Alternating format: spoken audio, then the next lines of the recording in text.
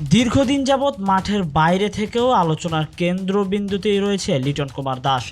ডিপিএলে দল পাওয়া নিয়ে যখন শঙ্কায় লিটন, ঠিক তখনই ছায়া হয়ে পাশে ছিলেন বড় ভাই তামিম ইকবাল। গুলশান ক্লাবের হয়ে ডিপিএল মাতানোর পর সবাই এখন অপেক্ষায় লিটন কবে আবারও আন্তর্জাতিক ক্রিকেটে ফিরবেন। নিজের বাজে ফর্মের কারণে চ্যাম্পিয়ন্স ট্রফির দল থেকে বাদ পড়েছিলেন লিটন, তবে লিটন যে ফুরিয়ে যাননি তার প্রমাণ তিনি দিয়েই রেখেছিলেন। চ্যাম্পিয়ন্স ট্রফি স্কোয়াড ঘোষণার দিন বিপিএলে নিজের সেঞ্চুরি পূরণ করে, তাতে বরঞ্চ লাভ হয়নি কিছুই। লিটনকে ছাড়াই বাংলাদেশ দল চ্যাম্পিয়ন্স ট্রফি খেলতে উড়াল দিয়েছিল।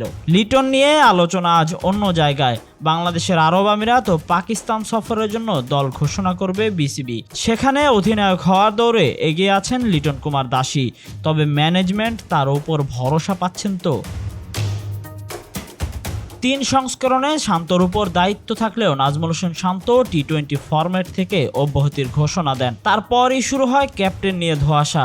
ওয়েস্ট ইন্ডিজ সফরে টি-20তে 3 ম্যাচের টি-20 সিরিজে নেতৃত্ব দিয়েছেন লিটন কুমার বেশ দারুণভাবেই। সফলতাও সুনাম কুড়িয়েছে। ওয়েস্ট ইন্ডিজকে উইন্ডিজের মাটিতেই প্রথমবারের মতো হোয়াইট ওয়াশ করেছে বাংলাদেশ, তবে সেখানে কাপ্তান লিটনের পারফরম্যান্স ছিল একেবারে হতাশাজনক, যার ফলে সাদা বলের সংস্করণ থেকে বাদ দেওয়া হয়েছিল লিটনকে। সে জায়গায় তাই বিবেচিত হচ্ছিল তাসকিন আহমেদ। এ+ ক্যাটাগরিতে বিসিবির চুক্তিতে একমাত্র প্লেয়ার হওয়ায় সবার ভাবনায়ও ছিল তাসকিনই হবেন পরবর্তী অধিনায়ক, কারণ তাসকিন বল হাতেও ছিলেন দুর্দান্ত।